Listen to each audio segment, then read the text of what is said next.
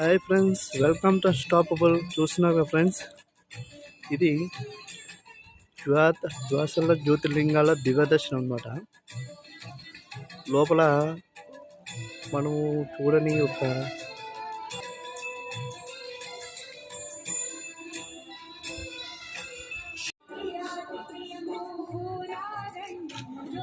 Hi friends, welcome to stoppable.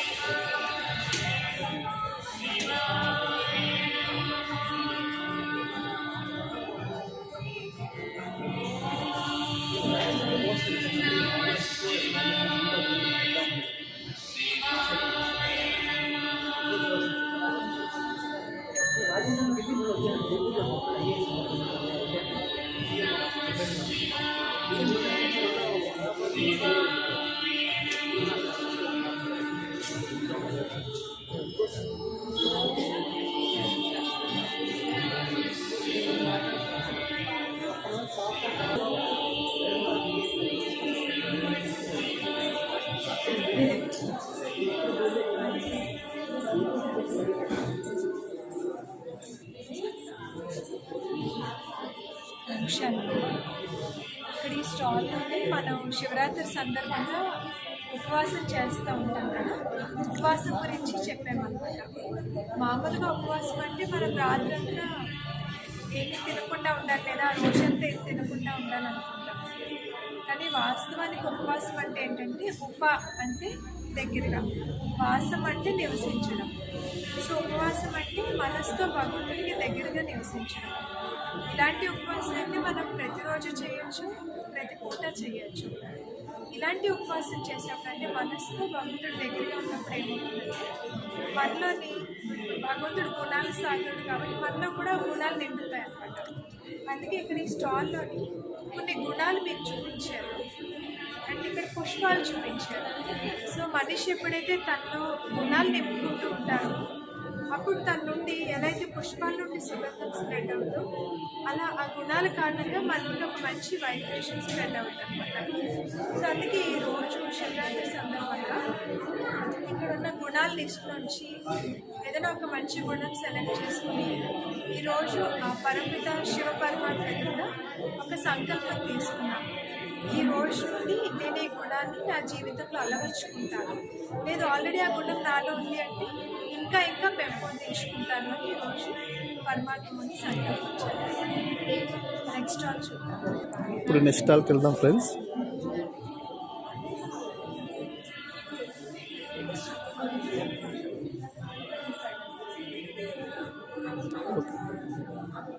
ఇక్కడ ఈ చిత్రంలో ఏం చూపించారంటే, మనం దేవతలు ఎంతోమంది పూజలు చేస్తూ ఉంటాము.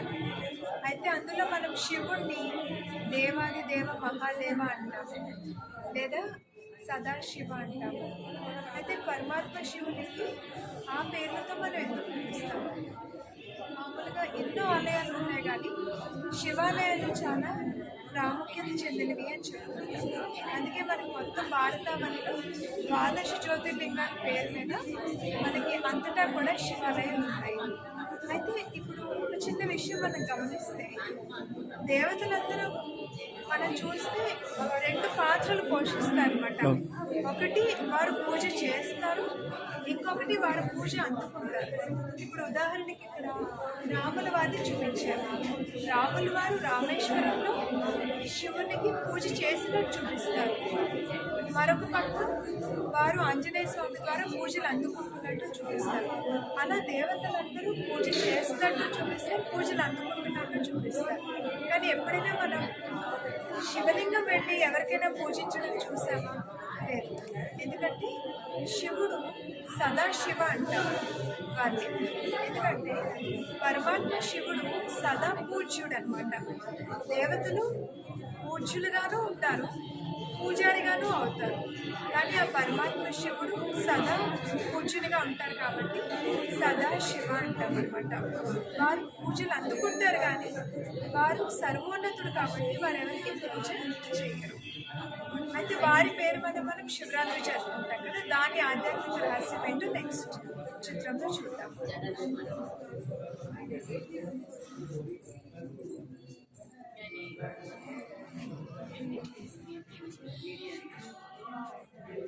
ఈ చిత్రంలోని పరమాత్మలో ఎన్ని గుణాలు ఉన్నాయి, ఎందుకంటే వారి గుణాల సాగరుడు సర్వశక్తివంతుడు. అయితే ఇప్పుడు శివరాత్రి అంటే ఏంటి మనం గమనిస్తేనండి, వేరే దేవతలందరినీ మనం ఈ విధంగా జరిపినప్పుడు డే టైం జరుపుతూ ఉంటాం. శ్రీకృష్ణాష్టమి కానీ శ్రీరామనవమి కానీ ముఖ్యంగా శివుని పేరు మీద మాత్రం శివరాత్రి అని జరుపుతూ ఉంటాం. శివరాత్రి అంటే ఏంటంటే ఇప్పుడు కాలచక్రంలో కలియుగం నడుస్తుంది. కలియుగం గురించి ఏం చెప్తామంటే కలియుగంలో అజ్ఞాన అంధకారం అలుముకుని ఉంది అని చెప్తూ ఉంటాం మనం. సో ఈ టైంలో అజ్ఞాన అంధకారం అంతటా స్ప్రెడ్ అయి ఉన్నప్పుడు పరమాత్మ దిగి వచ్చి వారు సత్య జ్ఞానం మనకు అందిస్తే ఈ అంధకారం దూరం అవుతుంది. నిజంగా ప్రపంచం ఈ రాత్రి నుండి పగల వైపుకు వెళ్తుంది.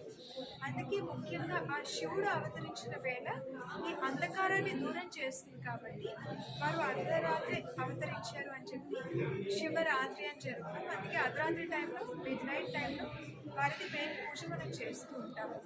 అయితే ఈ అజ్ఞాన అంధకారం మొత్తం ప్రపంచం అంతటా దూరం అవ్వాలి, తొలగాలంటే ఫస్ట్ అది ఎక్కడ స్టార్ట్ అవుతుంది? స్వయం.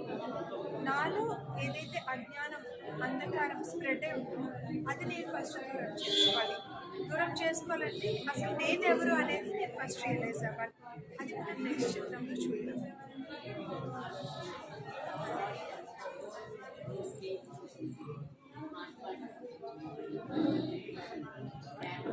ఇక్కడ ఈ చిత్రంలో ఏం చూపించారంటే నేనెవరు. మామూలుగా మనం అద్దం ముందు నిలబడగానే కనిపించే రూపం ఇది. సో ఇదే నేనేమో అనుకుంటూ వచ్చాం మనం, కానీ ఇది బాహ్యంగా కనిపించేటువంటి రూపం.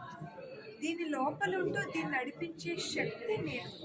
ఆ శక్తినే మనం ఆత్మ అంటాము, ప్రాణం అంటాము, జీవం అంటాము, స్పిరిట్ అంటాం, సోల్ అంటాం, ఎన్నో పేర్లతో పిలుస్తూ ఉంటాం. ఆ నేను ఆ రూపం చూడడానికి ఎలా ఉంటుందంటే జస్ట్ ఒక జ్యోతిర్బిందు, కనుబొమ్మల మధ్యలో ఒక జ్యోతిర్బిందు స్వరూపంగా మనం ఉంటాం. ఎందుకంటే మన తండ్రి అయిన పరమాత్మ రూపం జ్యోతిర్బిందు. సో మన రూపం కూడా జస్ట్ ఒక పాయింట్ ఆఫ్ లైఫ్. దానికి గుర్తుగానే మన పట్టు కూడా ఇక్కడ పెట్టుకుంటూ ఉంటాం అన్నమాట. అయితే ఇప్పుడు ఇంతకీ ఆత్మ శరీరాన్ని ధరిస్తుంది. ఆత్మకి శరీరానికి తేడా ఏంటి? సపోజ్ మనం ఒక శరీరం చూస్తే పంచతత్వాలతో తయారైంది, కానీ ఆత్మ పంచతత్వాలతో తయారవ్వలేదు. అందుకే శరీరం పంచతత్వాలతో ఎఫెక్ట్ అవుతుంది. అంటే అగ్నితో కాల్చబడుతుంది, నీటితో తడపగలము, కానీ ఆత్మ ఒక ఎనర్జీ.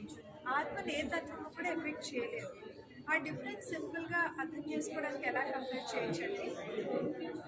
ఒకవేళ శరీరం ఒక వెహికల్ అంటే ఆత్మ దానిలో డ్రైవర్ లాంటిది. అలాగే ఒకవేళ శరీరం అనేది నంబర్ ఆఫ్ మెషిన్స్తో తయారైన ఒక ఫ్యాక్టరీ అని అనుకుంటే, ఎందుకంటే మన బాడీలో ఆర్గన్స్ అన్ని ఒక్కొక్కటి ఒక్కొక్క మెషిన్లో పనిచేస్తుంది. సో శరీరం నంబర్ ఆఫ్ మెషిన్స్తో తయారైన ఫ్యాక్టరీ అంటే ఆత్మ దాని ఆపరేటర్ లేదా ఫ్యాక్టరీ ఓనర్ అని చెప్పవచ్చు. సో ఆత్మజ్ఞానం సింపుల్, అర్థం చేసుకోవడానికి సింపులే. అయితే ఈ ఆత్మజ్ఞానం తెలుసుకోవడం వల్ల మన జీవితంలో ఎలాంటి పరివర్తన వస్తుంది అది నెక్స్ట్ మనం చూద్దాం.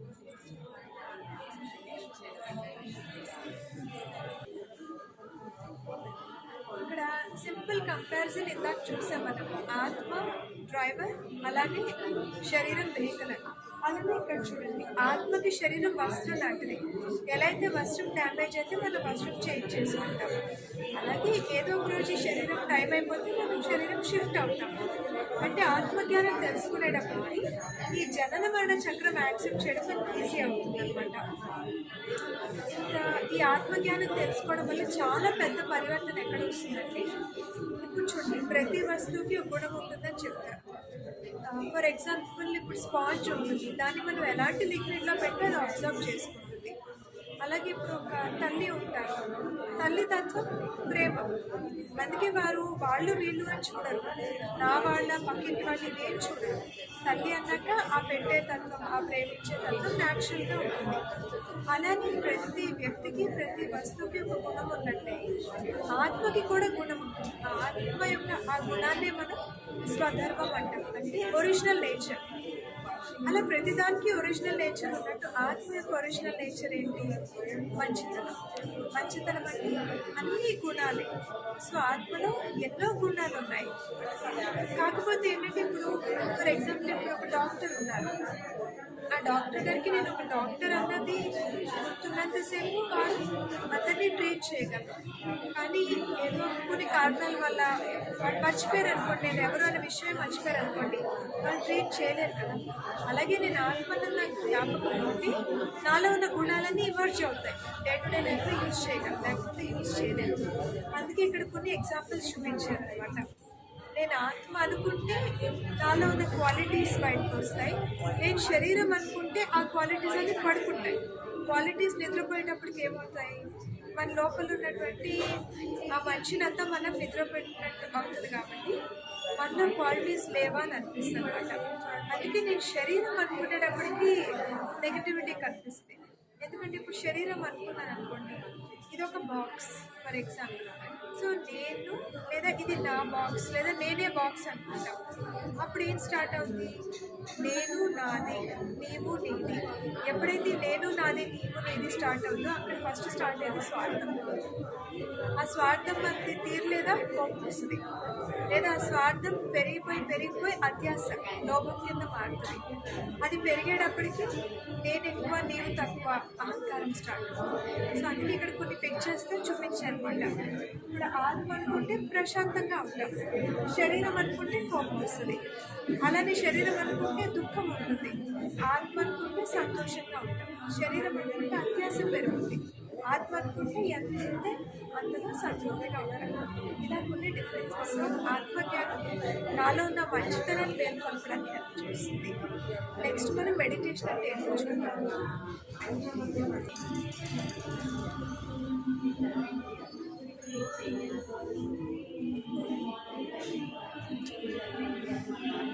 ఇక్కడ ఈ చిత్రంలో ఏం చూపించారంటే, ఈ ప్రపంచంలో ఎక్కడో జరుగుతున్న దృశ్యాన్ని మనం ఇక్కడ మన కళ్ళెదురుగా చూడగలుగుతాం. అలాగే ఎక్కడో వస్తున్న శబ్దాన్ని ఇక్కడ మనం చెవులతో వినగలుగుతున్నాం. సో దేని ఆధారంగా అది పాసిబుల్ అవుతుంది? లైట్ ఎనర్జీ హెల్ప్తో ఎక్కడికో ఇక్కడ చూడగలుగుతాం, అలాగే సౌండ్ ఎనర్జీ హెల్ప్తో ఎక్కడికో ఇక్కడ నేను వినగలుగుతాను. అలాగే ఆత్మ తన థాట్ ఎనర్జీ హెల్ప్తో అక్కడ పైన ఉన్న పరమాత్మతో కనెక్ట్ అవ్వగలమన్నమాట. అయితే ఈ రాజయోగ మనం ఇక్కడ చేస్తున్న మెడిటేషన్ పేరు రాజయోగ. రాజయోగాన్ని సింపుల్గా ఒక లైన్లో చెప్పాలంటే, ఆత్మ తన తండ్రి అయిన పరమాత్మ జ్ఞాపకం చేసుకోవడమే రాజయోగం. సో ఆత్మనైన నేను నా తండ్రి అయిన ఆ పరమిత పరమాత్మ శివుడు, ఆ నిరాకారం, ఆ జ్యోతిర్బిందు స్వరూపం, ఆయన నేను జ్ఞాపకం చేసుకుంటే రాజయోగం. సో మన మనసు బుద్ధిని ఏకాగ్రం చేసి పరమాత్మను జ్ఞాపకం చేసుకుంటే ఇక్కడ మనం చేసే మెడిటేషన్ ప్రాసెస్ అనమాట. అయితే మెడిటేషన్ అనేది మనం చేసినప్పుడు ఆత్మ బిడ్డ పరమాత్మ తండ్రి. సో బిడ్డ తన తల్లిని ప్రేమగా జ్ఞాపకం చేసుకుంటాడు. సో దాని వెనక ఎందుకు జ్ఞాపకం చేయాలి? ఇలాంటివి రీజన్స్ ఉంటాం, ప్రేమతో జ్ఞాపకం చేసుకుంటాం. అయితే పరమాత్మ సర్వశక్తి ఉంటుంది కాబట్టి వాటిని జ్ఞాపకం చేసుకునేటప్పుడు మన జీవితంలో ఒక మంచి పరివర్తన వస్తుంది. ఏం పరివర్తన వస్తుంది అనేది నెక్స్ట్ మనం చూద్దాం. ఆత్మ అనుకుంటూ పరమిత పరమాత్మ జ్యోతి స్వరూపాన్ని జ్ఞాపకం చేసుకుని లేకుంటారు. First of all controlling power వస్తుంది. ఎందుకంటే ఈ రోజుల్లో మనం గమనిస్తే చాలా సమస్యలకి కారణం స్వయంపై కంట్రోల్ లేకపోవడం అనిపిస్తుంది. అంటే నేను ఈ మాట అనాలనుకోలే అనేసాను, మొబైల్ ఎక్కువసేపు చూడాలనుకోవట్లా చూస్తున్నాను, లేదా అనవసరమైన విషయాలు వినకూడదు అనుకుంటాను కానీ వినేస్తాను. అలా నా పైన కంట్రోల్ లేదు అన్న ఫీలింగ్తో ఉంటాం మనం. కానీ ఎప్పుడైతే ఆత్మజ్ఞానం తెలుసుకుంటామో, పరమాత్మ గురించి తెలుసుకుంటామో అండ్ పరమాత్మని ఆ జ్యోతిర్బిందు స్వరూపుని జ్ఞాపకం చేసుకుంటామో, అప్పుడు ఆ శక్తితో ఫస్ట్ ఆఫ్ ఆల్ మన కర్మేంద్రియాలపై కంట్రోల్ వస్తుంది. అంతేకాక సర్వశక్తివంతుడైన పరమాత్మను జ్ఞాపకం చేసుకున్నప్పటికీ మనలో ఎన్నో శక్తులు నిండుతాయి.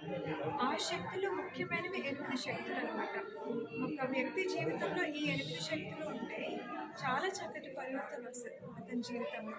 ఆ 8 శక్తులలో సహన శక్తి. ఇదివరకు కూడా సహనం చేసేవాళ్ళం, కాకపోతే తప్పదనో లేదా భరించాలి కదా అనో కొంచెం బాధతోటి. కానీ ఎప్పుడైతే ఆ శక్తి మనలో నిండుతో శక్తిలాగా యూజ్ అవుతుంది. సహనం అనేది చాలా మనకి పవర్ఫుల్ టూల్ లాగా హెల్ప్ చేస్తుంది అనమాట. అలాగే ఇక్కడ ఎన్ని నదులైనా సాగరం తనలో ఇముడ్చుకోగలిగినట్టు మెడిటేషన్తో మనకి అడ్జస్ట్మెంట్ పవర్ వస్తుంది. అంటే ఎలాంటి రకమైన వ్యక్తిత్వం కలవాడితో అయినా మనం అడ్జస్ట్ అవ్వగలము, మనల్ని యాక్సెప్ట్ చేయగలము. అంతమందిని మన జీవితంలో యాక్సెప్ట్ చేయడం మనకి ఈజీ అనిపిస్తుంది. అలాగే ఇప్పుడు పరిశీలన శక్తి మూడవది. ఎలా అయితే ఒక అంశానికి రియల్ ఏంటి నకిలీ ఏంటి అనేది క్లియర్గా తెలుసు, అలాగే మనకి జీవితంలో ఎంతోమంది వ్యక్తులు తారసపడతారు, ఎన్నో పరిస్థితులు వస్తాయి. ఈ పరిశీలన శక్తి మనలో ఉంటే ఎవరు ఎలాంటి వారు, అలానే ప్రతి పరిస్థితి వెనక దాగింది ఏంటి, ఇది మనకి ఈజీగా అర్థమవుతుంది. అర్థమైతే సరిపోదు కదా. అర్థమైన తర్వాత ఇప్పుడు మరి నేను ఏ స్టెప్ తీసుకోవాలి, నాకు అర్థమైంది ఫలానా వ్యక్తి గురించి, ఫలానా సిచ్యువేషన్ గురించి ఏ స్టెప్ తీసుకోవాలి, దానికోసం నిర్ణయ శక్తి అవసరం. అది కూడా మనకి మెడిటేషన్ కోసం. నెక్స్ట్ ఎదుర్కొనే శక్తి. జీవితంలో తుఫాన్ అంతటి పరిస్థితులు కూడా అకస్మాత్తుగా వచ్చేవి ఎక్కువ ఉంటాయి, తెలిసి ఊహించి వచ్చినవి చెప్పొచ్చేవి తక్కువ ఉంటాయి. కానీ ఎలాంటివైనా మనం ఫేస్ చేయగలగాలి. దానికోసం మనకి ఎదుర్కొనే శక్తి కావాలి. సో రాజయోగంతో ఎదుర్కొనే శక్తి వస్తుంది. నెక్స్ట్ సహయోగ శక్తి. అంటే ఈ రోజుల్లో మనం నలుగురితో కలిసి పని చేయగలిగాలి. నలుగురు కలిసి చేయగలిగితే పర్వతం ఎక్కడం అంత పెద్ద పని కూడా చాలా సులువుగా చేయగలుగుతాం. కానీ దానికి కూడా మనకు శక్తి కావాలి, అందరితో కలిపి వర్క్ చేయగలగాలి. దాన్ని మనం సహయోగ శక్తి అంటాము. ఎందుకంటే ఎవరు ఎలా ఉన్నా నేను కోఆపరేట్ చేయగలగాలి, దానికి పవర్ కావాలన్నమాట. తర్వాత ఇక్కడ సంకీర్ణ శక్తి, పవర్ టు విత్డ్రా అని చెప్తాం. ఎలా అయితే తాబేలు పన్నెండు బయట పన్నెండు విత్డ్రా. అలాగే రోజంతా వర్క్ చేసినంతసేపు ఓకే ఫోకస్ చేస్తాం ఆ వర్క్ మీద లేదా అవుట్వర్డ్గా. కానీ కంప్లీట్ అయిపోయిన తర్వాత అక్కడ మనం క్లోజ్ చేసుకుని మళ్ళీ లోపల వైపు చూసుకొని ఇంత టైం నేను ఎలా స్పెండ్ చేశాను సెల్ఫ్ చెకింగ్ చేసుకోవాల్సి ఉంటుంది, చేంజ్ చేసుకోవాల్సి ఉంటుంది. ఇంకా లాస్ట్ పవర్ సర్దుబాటు శక్తి. అంటే పవర్ టు బ్యాకప్. అక్కడ లగేజ్ అంతా బ్యాకప్ చేసి పెట్టినట్టు చూపిస్తున్నారు కదా. మన లైఫ్లో చాలా సిచ్యువేషన్స్ జరుగుతాయి. జరిగినప్పుడు మనం కొన్ని సిచ్యువేషన్స్ని వెంటనే క్లోజ్ చేస్తాం. నంబర్ ఆఫ్ సిచ్యువేషన్స్ని ఈ రోజులు కాదు ఏళ్ళు కూడా లోపల పెట్టుకుంటారు. ఆ రోజు ఇలా జరిగింది, ఆ వ్యక్తి అలా అన్నారు, ఇలాంటివెన్నో లోపల పెట్టుకుంటాం. కానీ అవన్నీ లోపల పెట్టుకుంటే హెవీనెస్ క్రియేట్ అవుతుంది, లైట్గా ఉండలేము, ప్రశాంతంగా ఉండలేము. అండ్ అది మన టైం వేస్ట్ చేసి మన ఎనర్జీ డ్రైన్ చేస్తాం అనమాట. సో ఫుల్ స్టాప్ పెట్టగలిగే శక్తి ఈ పవర్తో బ్యాక్. ఏదైనా జరిగిపోయిందా ఒకటే, అందులో నుండి నేర్చుకోవడానికి ఏముంది అంతే, నేర్చుకుంటాను ఫుల్ స్టాప్ పెట్టాను. సో ఇవి రాజయోగంలో మనలో నిండేటువంటి అష్టశక్తి. ఎప్పుడైతే ఆత్మజ్ఞానం తెలుసుకుని పరమాత్మ జ్ఞానం తెలుసుకుని ఆత్మ పరమాత్మ తల్లి జ్ఞాపకం చేసుకుంటుందో ఆ రాజయోగ అభ్యాసంలో మనలో ఎన్నో క్వాలిటీస్ నిండుతాయి, ఎన్నో పవర్స్ నిండుతాయి. నెమ్మదిగా మనం నెక్స్ట్ రాబోయే స్వర్గం ఆ ప్రపంచంలోకి వెళ్ళడానికి యోగ్యులుగా అవుతుంది అనమాట.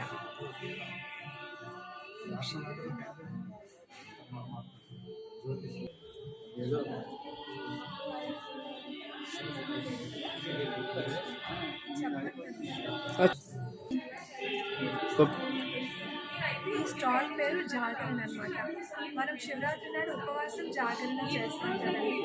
సో జాగరణ అయితే మామూలుగా మనం రాత్రి పేర్కొంటే జాగరణ అంటాం. నిజమైన జాగరణ అంటే ఏంటంటే ఇప్పుడు మనం ఏదైనా పొరపాటు చేసి రియలైజ్ అయ్యామనుకున్నప్పుడు ఏమంటాము, ఇన్నాళ్ళకి కళ్ళు తెచ్చుకున్నాయి, అదే ఇప్పుడు మేల్కొన్నాను అంటున్నాం. సో ఎప్పుడైతే మనం మనలో ఉన్న లోపాలు కానీ బలహీనతలు కానీ తప్పులు కానీ రియలైజ్ అవుతామో అప్పుడు మేల్కొన్నామంటాం. జాగ్రత్త అంటే ఏంటి? మేల్కొన్నాక మళ్ళీ పడుకోకూడదు. అంటే నేను ఇది తప్పని రియలైజ్ అయిన తర్వాత మళ్ళీ అది రిపీట్ చేయకూడదు. మళ్ళీ ఆ బలహీనతలే ఫస్ట్ పడుకుంటాం అన్నమాట. అది శివరాత్రి సందర్భంగా స్టాల్ పెట్టాము. ఇక్కడ కొన్ని లిస్ట్ ఆఫ్ బలహీనతలు ఈ భూతాల రూపంలో చూపించారు. ఇక్కడ మనం వీటిని ఓవర్కమ్ చేయాలి. అందుకే శివరాత్రి నాడు ఆ పరమాత్మ శివుని తలుచుకుని ఒక్కసారి సంకల్పం చేస్తే ఈ రోజు నుండి నేను ఈ బలహీనతని ఇంకా భగవంతుడికి అర్పించేస్తాను, ఇంకా నాలో అది నేను ఉంచుకోదలుచుకోవట్లేదు. అందుకే ఇక్కడ చిన్న యాక్టివిటీ పెట్టామన్నమాట. ఏదైనా నాలో ఉన్నది తీసుకుంటాను, ఇంకా భగవంతుడి ముందు సంకల్పం చేస్తాను, అది నేను ఈరోజు నుండి ఓవర్కమ్ చేయాలి అని బాల్ తోటి వాళ్ళు అది స్ట్రైక్ చేస్తారు అనమాట. సో దట్ ఇంకా మైండ్లో ఓకే ఏ రోజు నుండి అది ఆఫ్ మార్క్ ఇచ్చేసాను.